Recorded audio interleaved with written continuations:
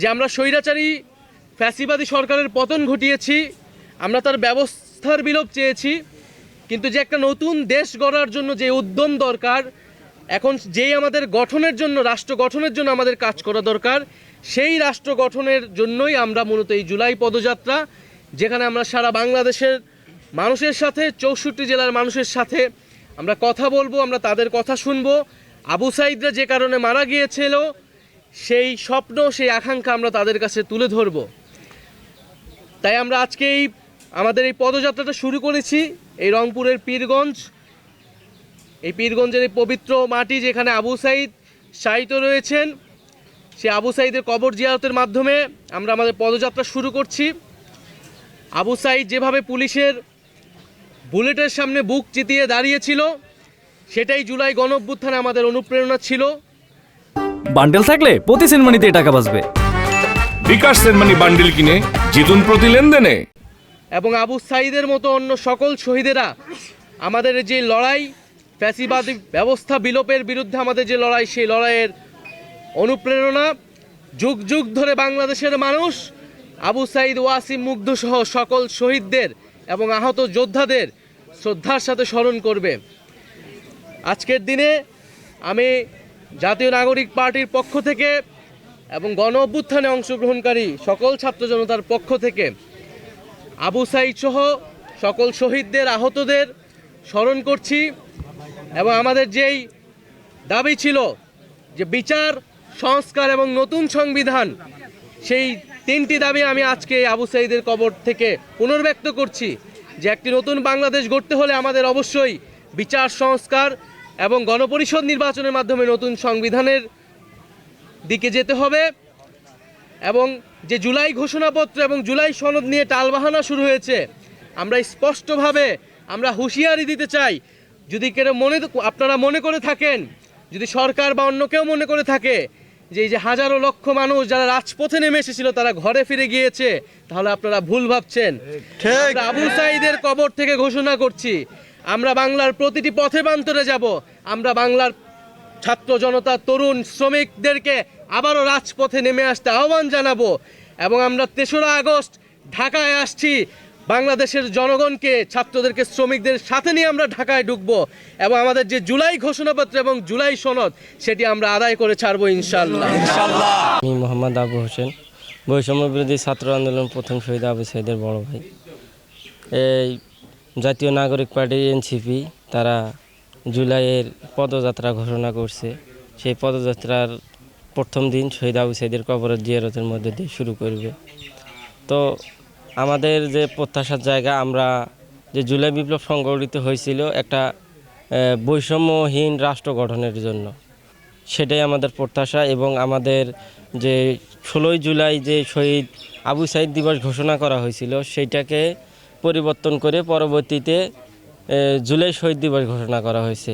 এখানে আমাদের একটু আপত্তির জায়গা আছে, সেটা হচ্ছে যার মৃত্যু দিবসকে, শহীদ দিবসকে, তার যে শহীদী দিবস, সেই দিনকে শহীদ আবু সাঈদ দিবস ঘোষণা করে বাতিল করা, এটা জুলাই বিপ্লবের আইকনিক আবু সাঈদের জন্য একটা অপমানজনক।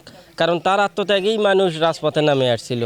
তার আত্মত্যাগ মানুষকে যদি অনুপ্রাণিত করে থাকে, এইরকম ভবিষ্যতেও তার আত্মত্যাগ মানুষকে অনুপ্রাণিত করবে। আমরা ইতিপূর্বে দেখেছি অনেক ফাও দিন পালন করা হয়েছে দেশে, যার দেশের জন্য 1 পয়সার অবদান ছিল না, তাদের নামেও দিবস পালন করা হয়েছে। আমরা চাই যে একটা বৈষম্যহীন রাষ্ট্র গঠন হোক। এই জুলাই বিপ্লবের আইকনিক শহীদ আত্মত্যাগ যুগে যুগে মানুষকে অনুপ্রাণিত করবে। তার শহীদী দিবসটা জুলাই শহীদ আবু সাঈদ দিবস হিসেবে থাক, আমরা এটা পরিবারের পক্ষ থেকে চাই। ভালোই না গেছে, ছেলের মাসের 16 জুলাই ছেলের কবর জিয়ারত, আর ছোল মাঝে তো নাই, ছোলা কাছে নাই। দুঃখ না গেছে, ভালো না, দুঃখ মনের দুঃখ না গেছে।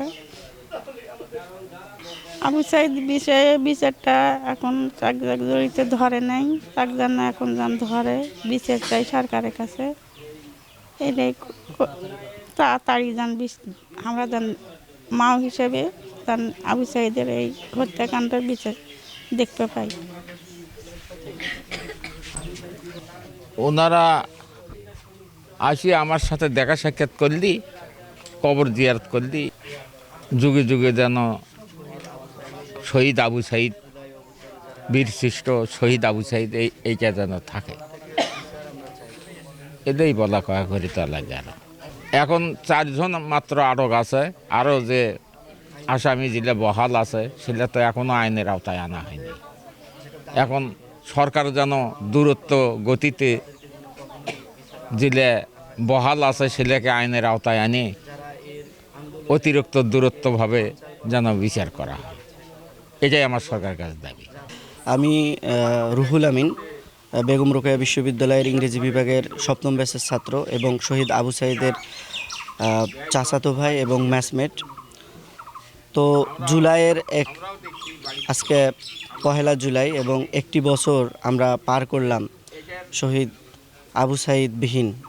যে আবু সাইদ আজকে বেঁচে থাকতে পারতো, হয়তোবা সে একটা নিজের একটা জব পেত এবং সে তার জীবন পরিচালনা করতো সুন্দরভাবে।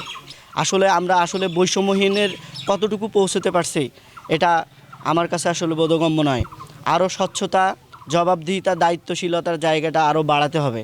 নতুন যে দল আত্মপ্রকাশ হয়েছে অবশ্যই তাদের অধিকার রয়েছে, কারণ আন্দোলনে তারা সম্মুখ সারি থেকে নেতৃত্ব দিয়েছে এবং এই নতুন দলের প্রতি আমাদের যে চাওয়া যে আবু সাইদ সহ যারা শহীদ হয়েছে, যে আত্মত্যাগ তাদের দেশের জন্য দিয়েছে, তারা যেন এটাকে ভুলে না যায়। তাদের ক্ষমতার জন্য, তাদের চেয়ারের জন্য যেন এটা কখনো ভুলে না যায়।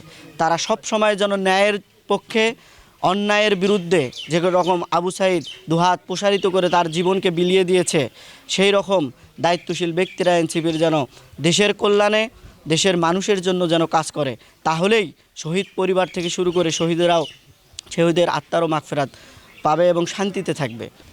তো আমার ভাইকে যখন নির্মমভাবে হত্যা করা হয়, তারপরে আমাদের উপর, পরিবারের উপর অনেক চাপ ছিল। মারা যাওয়ার পরও আমার ভাইদের রাতে মারি দেওয়ার ঘোষণা দেওয়া হয় প্রশাসনিকভাবে। তারপরে অনেক কষ্টের পরে 7টার সময় মারি দেওয়ার সিদ্ধান্ত নেওয়া হয়। তারপর দিনের 9টার সময় মাইকিং করা হয় যে মারি দেওয়া হইবে, সেটারও কৈফিয়ত আমাকে দেওয়া লাগছে। তো আমার কথা হলো যে আমার ভাইকে যে নির্মমভাবে হত্যা করলো যারা প্রকৃত আসামি, তাদের, আমার বাবার বয়স অনেক হয়ে গেছে, আমার বাবা যেন ওরে বিচারটা দেখতে পায়, অতি শীঘ্রই বিচারটা আমরা দেখতে পাই যেন, আমার সেটা দাবি।